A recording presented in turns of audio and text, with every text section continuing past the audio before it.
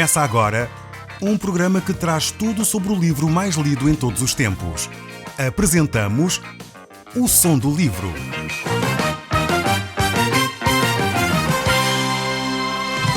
Seja muito bem-vindo. Neste podcast vai encontrar o livro mais conhecido e lido em todo o mundo. Vamos levá-lo numa viagem pela história da humanidade.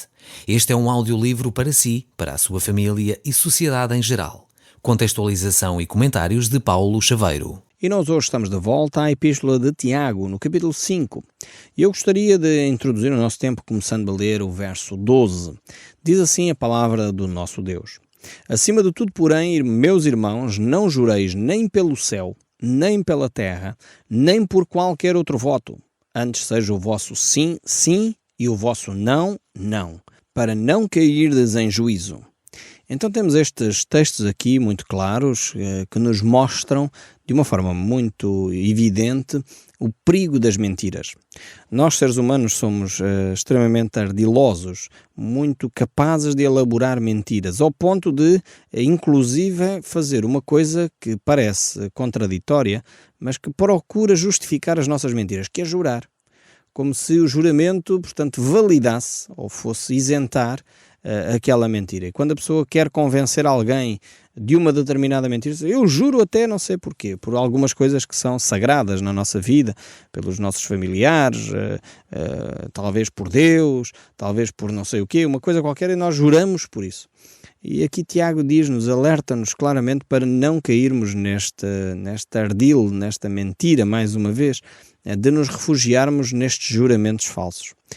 O povo costuma dizer, e bem, quem mais jura, mais mente.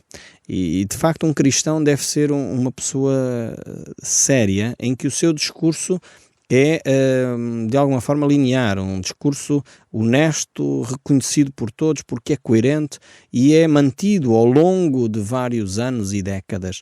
É uma pessoa que não é mentirosa, que não é reconhecida como mentirosa. E muitas vezes, quando nós mentimos, nós desacreditamos a nós próprios, caímos nós próprios em descrédito, porque as pessoas apanham-nos. O povo tem de facto ditados muito interessantes, e há aquele ditado que diz que apanha-se mais depressa um mentiroso do que um coxo, e de facto é verdade. Nós não podemos, como cristãos, cair nesse erro de achar que se trabalharmos com a mentira alcançamos mais vitória. Não caia nesse erro. Satanás é tão ardiloso que ele é capaz de colocar na cabeça de um cristão este pensamento, que vale a pena dizer uma mentirinha, é uma mentirinha inocente, não faz mal nenhum. É falso. As mentirinhas, sejam elas quais forem, são sempre prejudiciais. Nós, cristãos, temos que caminhar na verdade, porque Jesus Cristo disse, eu sou o caminho, a verdade e a vida, e ninguém veio ao Pai senão por mim. Nós temos de viver na verdade. E Jesus ainda diz outra frase extremamente interessante, quando ele diz, conhecereis a verdade, e a verdade vos libertará. Quantas pessoas vivem amarradas porque mentem, porque vivem amarradas com a mentira. Ao conhecermos a verdade que é Jesus, e ao vivermos a verdade que é Jesus em nós, passamos nós próprios a refletir essa verdade. E ao sermos verdadeiros connosco, ao sermos verdadeiros com o próximo, ao sermos verdadeiros uns com os outros, de facto a nossa vida deixa de ter amarras, deixa de ser uma prisão para ser um espaço de liberdade. Porque nós aí não temos receio e ganhamos até credibilidade. Você já imaginou se aplicar isto nos seus negócios? Em vez de dizer ao seu cliente, não, eu tenho aqui o produto, eu vou já entregar, e então passam 4 ou 5 horas e você não tinha lá nada ao produto, afinal ainda foi buscar e entretanto quando foi buscar já se tinha esgotado, e agora o que é que você vai dizer ao cliente? Vai ter que arranjar outra mentira para justificar porque é que não levou a encomenda naquele dia. E arranja ali outra mentira e depois afinal o seu cliente vem a descobrir que você tinha-lhe era mentido e nem sequer tinha ido buscar, porque entretanto o estafeta quando lá chegou, você pergunta, então não trouxe o produto ontem como tinha combinado? Não, eu fui buscar agora. Percebe? E é facilmente a pessoa é apanhada. E o cliente vai dizer, eu não posso confiar naquele fulano, porque ele disse-me que tinha isto ontem lá em estoque e afinal de contas ainda foi buscar hoje. Este é o tipo de comportamento que nós cristãos não podemos ter. Não teria mal nenhum você dizer, olha, eu não tenho isso em stock, ainda tenho que ir buscar, provavelmente hoje já não vai ser possível, mas amanhã eu garanto que vou fazer os possíveis para. Isto vai criar credibilidade. E as pessoas vão dizer, ok, eu sei que aquela pessoa não me dá as ideias erradas, mas quando ele diz uma coisa, ele cumpre o que diz. E experimente fazer isso no mercado de trabalho e vai ver como as relações empresariais mudam completamente, vai ver como a credibilidade da sua empresa vai aumentar, vai ver como os relacionamentos vão melhorar, porque as pessoas vão perceber que você é uma pessoa em quem podem confiar. Porque aquilo que você diz acontece, você faz, você compromete-se, a menos que falhe. E se falhou, você assume as suas responsabilidades. Isto é tremendo em termos dos relacionamentos. É por isso que aqui Tiago nos desafia a que o nosso discurso seja um só. Seja, quando é sim, é sim, quando é não, é não. Se eu posso, eu posso, se não posso, não posso. Eu não vou andar a inventar desculpas, eu não vou dizer que posso e depois já não posso e afinal vou tentar dar aqui. É muito complicado. Nós precisamos ser mais honestos connosco próprios e conhecermos esta verdade para vivermos de uma forma livre. Porque quando nós podemos declarar abertamente o que acontece, os factos como eles são, então nós não temos que recear nada, porque nós já dissemos às pessoas em causa como é que de facto as coisas se passaram. Não temos que andar a inventar, não temos que andar a mentir e depois não temos que inventar mais mentiras para encobrir as mentiras anteriores. Então é de uma liberdade tremenda. Como seria bom que os nossos relacionamentos fossem pautados por esta honestidade, por esta verdade. E é por isso que Tiago nos alerta para nós não jurarmos por nada. E as pessoas, infelizmente, juram por tudo e mais alguma coisa, fazem juras para justificar ainda mais as suas mentiras. E este é terrível. E ainda mina mais os relacionamentos. No fundo é como aquela história que nós contamos aos nossos filhos, muito simplesinha, não é? Que é o menino Pedro que mentia por causa do lobo. Este é o beabá que se ensina às crianças, mas nós queremos ensinar aos nossos filhos a não mentir e depois nós muitas vezes em casa, depois pela prática, educamos os nossos filhos a mentir. Contamos esta história, não é? Do menino Pedro que estava lá na floresta e começou a gritar que vinha o lobo, só para vos pôr a par, e depois as pessoas da aldeia vinham ajudar o Pedrinho e ele estava a dizer, não, era só a brincar. Depois no dia a seguir ele fez a mesma coisa, começou a gritar pelo lobo e as pessoas vinham ajudar o Pedro e o Pedro, não, só estava a brincar. E ao terceiro dia ele começou a gritar pelo lobo e o lobo veio mesmo. E as pessoas disseram, mas ele está a brincar connosco, já não vamos lá. E claro, moral da história, o Pedro foi maltratado pelo lobo. Nós contamos habitualmente estas histórias aos nossos filhos para os educar a mentir, mas depois quando alguém toca ao telefone e quer falar connosco, diz que o pai não está, ou diz que a mãe não está, nós estamos a dizer, não mintas, e depois se os nossos filhos são apanhados a mentira, se calhar até corrigimos e pomos de castigo, mas depois num momento a seguir nós temos quase um discurso quase esquizofrénico, um discurso antagónico, porque estamos a dizer, diz que o pai não está, quando o pai está na realidade. Nós temos que ser mais honestos connosco, mais honestos com os nossos filhos e ajudá-los a crescer na transparência, na honestidade e a ser pessoas que assumem. E se eu não quero falar com aquela pessoa ou não posso naquele momento, eu digo, olha, o pai agora não pode, para me ligar daqui a 5 minutos que eu atendo essa pessoa.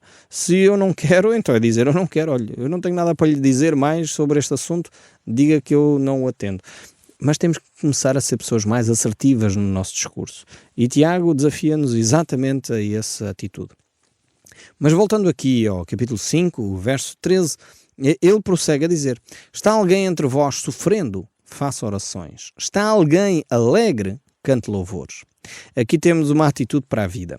É um texto extremamente interessante, mais uma vez, e que seria tremendo, mais uma vez, se nós aplicássemos.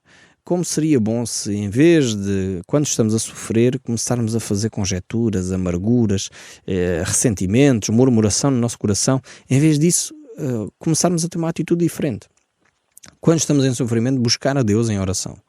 Este é realmente um elemento que vai mudar a nossa vida, porque a tristeza faz parte do nosso cotidiano. O autor sagrado não esconde de ninguém, a Bíblia nunca escondeu isso de ninguém, que o sofrimento faz parte da vida. Há para aí uns discursos, muitas vezes contrários até às Escrituras, que querem dizer que o cristão não sofre. Isso não é verdade. Há sofrimento. Qual é a diferença entre o cristão e o não cristão? É que o cristão tem alguém que o acompanha no sofrimento. Eu gosto imenso do Salmo 23. O Salmo 23 diz que ainda que eu ande pelo vale da sombra da morte, não temerei mal algum, porque tu estás comigo, a tua vara e o teu cajado me consolam. Este texto do Salmo 23 não diz que eu não vou andar pelo vale da sombra da morte. Não diz que o cristão vai passar automaticamente para os pastos verdejantes. Não. Diz que ainda que eu passe. Pode ser que eu passe. Se acontecer eu passar por esse vale, o que eu sei é que Deus não me vai desamparar. Deus vai estar ao meu lado no sofrimento. E esta é a grande diferença entre um cristão e um não cristão. Então, em primeiro lugar, temos que estar conscientes disto. Deus não isenta o cristão do sofrimento. Tanto mais que o sofrimento é parte integrante do crescimento, da maturidade. Um autor que eu aprecio imenso escreveu um livro que é O Lugar Mais Seguro da Terra. Recomendo vivamente que o leiam, um livro fantástico sobre vida comunitária. Larry Greb, ele escreve e a certa altura ele desafia-nos ao seguinte, ele deixou-me uma frase que me marcou profundamente a minha vida. Ele diz que todos nós só crescemos quando sofremos. Portanto, e o problema está que nós amamos mais o não sofrer do que o crescer. E por isso não queremos sofrer. Ou seja, como preferimos não sofrer, nós inevitavelmente não crescemos. O sofrimento faz parte da vida. Os meus filhos estão a chegar à adolescência, portanto estão a desenvolver-se fisicamente, e quantas vezes eles chegam ao pé de mim e dizem: "Oh pai, dói-me os joelhos, oh pai, dói-me os tornozelos, dói-me os pulsos." E isto é os ossos a desenvolver-se. Filho, o pai não pode fazer nada, são dores de crescimento. Enfim, podemos pôr umas pomadinhas, mas não há medicação para isto, porque tem a ver com o crescimento deles. Os ossos estão a esticar, a pessoa está a aumentar de tamanho, e isso provoca dores. É normal, faz parte do desenvolvimento humano. É assim na vida espiritual, na maturidade cristã. Nós, para nos tornarmos pessoas mais maduras, temos que passar por alguma situação. Para nos tornarmos adultos, nós temos, de facto, de passar por sofrimento, aprender a lidar com determinadas situações. E, no fundo, é exatamente essa a diferença entre o adulto e a criança. É que a criança nem se apercebe muitas vezes o sofrimento que está a viver. Se os pais estão desempregados, se há ou não comida para pôr na mesa. Isso não é uma preocupação da criança. A criança quer comer, ponto final. A preocupação dos pais, se o dinheiro vai chegar até ao fim do mês, se há dinheiro para pagar a renda, se há dinheiro para as despesas, isso é uma preocupação dos adultos. E é na medida em que vamos gerindo estes conflitos internos, gerindo estas dificuldades, que nós vamos crescendo, vamos criando habilidade também para gerir as situações difíceis. Então o desafio é exatamente este.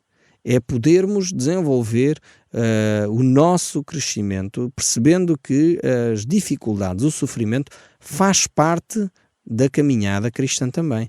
E como é que nós devemos agir? Então, procurar em Deus as soluções. Jesus nos desafiou a percebermos isso. Ele diz: "No mundo tereis aflições, mas tendo bom ânimo, eu venci o mundo." Ou seja, o cristão não tem que entrar em desespero, tem Deus como recurso. Porque Deus já nos deu as ferramentas para nós podermos vencer o mundo.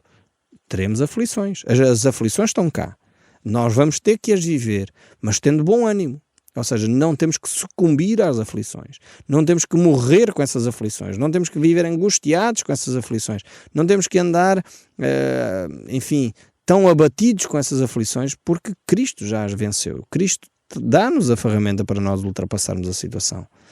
Tiago, no verso anterior, no capítulo 5 ainda, no verso 10, ele diz: "Irmãos, tomai por modelo o sofrimento e a paciência dos profetas", mostrando que claramente nós cristãos temos essa situação, temos que enfrentar obrigatoriamente o sofrimento. O apóstolo Paulo diz: "O sofrimento da vida presente não pode ser comparado com a glória do porvir e a ser revelado os filhos de Deus." Ou seja, eles confirmam, o texto bíblico mostra que o sofrimento é parte integrante da nossa vida. Então, como é que lidamos com o sofrimento? Faça oração. Coloque o problema diante de Deus. Leve esse sofrimento diante do trono de Deus. Jesus mostra que claramente quando nós estamos a sofrer, então devemos procurar a orientação de Deus, procurar o alívio que encontramos em Deus, porque é dessa forma que nós podemos vir a crescer espiritualmente.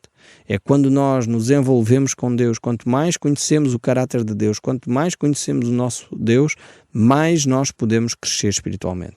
Porque esse é o grande desafio. Realmente o nosso Deus é um Deus que põe à nossa disposição todos os recursos celestiais. Aliás, a palavra de Deus nos diz que nós já fomos abençoados com toda a sorte de bênçãos espirituais nos lugares celestiais em Cristo Jesus. Então, se nós já temos essa mais-valia em nós, o que nós temos que fazer é buscar a Deus em oração. Então a oração é uma ferramenta extremamente interessante e importante para nós podermos ultrapassar o sofrimento. No sofrimento o homem torna-se muito mais santo, muito mais íntimo de Deus, e temos realmente que observar esse princípio de oração para a nossa vida. E se nós observarmos as pessoas que mais sofreram como exemplos, nós vamos ver que no fundo elas conseguiram ultrapassar e sobreviver a essas situações porque buscaram a Deus em oração, procuraram essa intimidade com Deus. E realmente quando nós nos aproximamos de Deus, então nós podemos desfrutar da paz de Deus que excede o entendimento e que guarda os nossos corações. No entanto, há outra atitude que as pessoas têm. Podem ter esta de buscar a Deus, ou uma atitude mais comum, que é as pessoas começarem a criar amargura, ressentimento, ódios e até muitas vezes culpabilizar Deus pelo sofrimento. Depende só no fundo da nossa atitude. É óbvio que a primeira atitude é muito mais saudável, é muito mais útil para o nosso crescimento, é muito mais, realmente leva-nos a um novo patamar e podemos desenvolver, humanamente falando, muito melhor.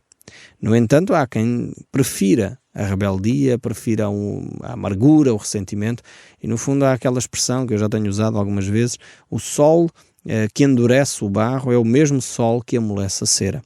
Tudo depende da natureza do objeto, se é barro ou cera.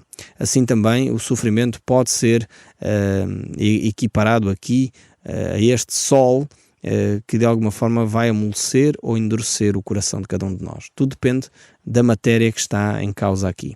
E o sofrimento pode servir também para revelar quem nós somos, como é que nós agimos diante dessas coisas, e isso vai demonstrar na realidade o nosso caráter.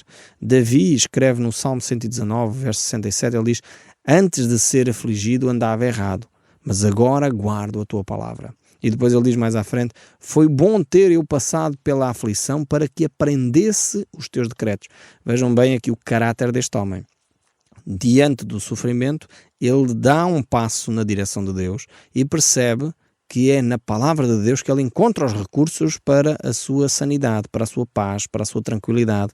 E por isso mesmo, este aproximar de Deus é uma mais-valia. O sofrimento torna-se uma mais-valia para Davi.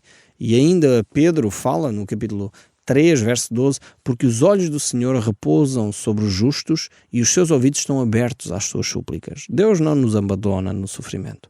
Deus está ao nosso lado. É por isso que é vital no sofrimento nós buscarmos a Deus em oração. E depois temos uma atitude. Nós devemos buscar a Deus não é só no sofrimento. Como diz o povo, só nos lembramos de Santa Bárbara quando faz trovões. Diz o ditado, não é? E a ideia é só nos lembramos de Deus quando há dificuldades. Mas não pode ser só isso. Quando estamos alegres, o que é que nós devemos fazer? Esquecermos-nos de Deus? Não. De acordo com o texto bíblico, quem está alegre cante louvores. Ou seja, é a altura de agradecer a Deus. Não há nada, creio eu, mais triste do que uma pessoa ingrata. Eu não sei se você gosta de receber um obrigado quando oferece um presente. Eu imagino que todos nós gostamos, no mínimo, de receber um agradecimento quando nós fizemos alguma coisa de boa à outra pessoa. Não fazemos para isso, não fazemos para receber o agradecimento, mas se a outra pessoa diz um obrigado, nós ficamos, enfim, pelo menos animados a se calhar na próxima vez voltar a fazer o mesmo. Ainda que não foi essa a motivação que nos levou a agir. Com Deus eu creio que é a mesma coisa. Deus age em nosso favor e muitas vezes nós nos esquecemos de agradecer a Deus. Estamos alegres, então devemos cantar louvores. Devemos ter esta atitude de louvor a Deus por aquilo que Ele fez por nós. A alegria está presente no nosso dia-a-dia também. Então é importante sabermos que Deus está connosco tanto no sofrimento como na alegria. Não importa o momento que estamos a viver, o que importa é que Deus está ao nosso lado. E eu já citei este Salmo 23, quando fala que ainda que eu ande pelo vale da sombra da morte, eu não temerei mal algum, porque tu estás comigo, a tua vara e o teu cajado me consolam. E este mesmo Salmo fala que este bom pastor me conduz a pastos verdejantes. Ele refrigera a minha alma, Ele guia-me mansamente a águas tranquilas. Ou seja, quer na dificuldade, no vale da sombra da morte, quer na tranquilidade, nos pastos verdejantes e nas águas tranquilas, o bom pastor está lá. Ele não nos vai desamparar. Então, na alegria ou na tristeza, eu devo ter esta relação com Deus. E então é necessário que nós entendamos isso, uma intimidade com Deus, para que o nosso crescimento, a nossa maturidade espiritual possa se desenvolver. Tiago prossegue e no verso 14 ele diz: está alguém entre vós doente? Chame os presbíteros da igreja, e estes façam oração sobre ele, ungindo-os com óleo em nome do Senhor. Aqui temos mais um outro aspecto interessante, que é a possibilidade de termos o Deus do nosso lado na enfermidade. Mas também levanta aqui uma outra questão, que está nas entrelinhas, que é a possibilidade do cristão estar doente. Ou seja, a Bíblia não diz que a doença é necessariamente falta de fé. A doença faz parte da condição humana. Faz parte do facto de nós sermos seres humanos. Somos cristãos, filhos de Deus, sem dúvida, mas continuamos a ser seres humanos, sujeitos às forças da natureza, sujeitos aos elementos naturais. Continuamos ainda neste corpo. Como dizia o apóstolo Paulo, eu preferia já ter deixado esta tenda para poder habitar com Deus, mas na realidade ainda estamos a viver nesta tenda. E esta tenda ainda continua a ser frágil, continua a ser sujeita às doenças e é de facto algo que todos nós temos que lidar com elas. Não é necessariamente falta de fé. Mas há aqui também a possibilidade de uma restauração. E essa restauração passa por chamar a liderança da igreja, os presbíteros da igreja, e eles devem fazer oração por essa pessoa, devem orar por essa pessoa, mas não devem ficar por aí. E aqui levanta uma outra questão, que é a questão da unção com óleo. Esta unção com óleo em nome do Senhor Jesus. O Som do Livro, uma produção da Rádio Transmundial de Portugal.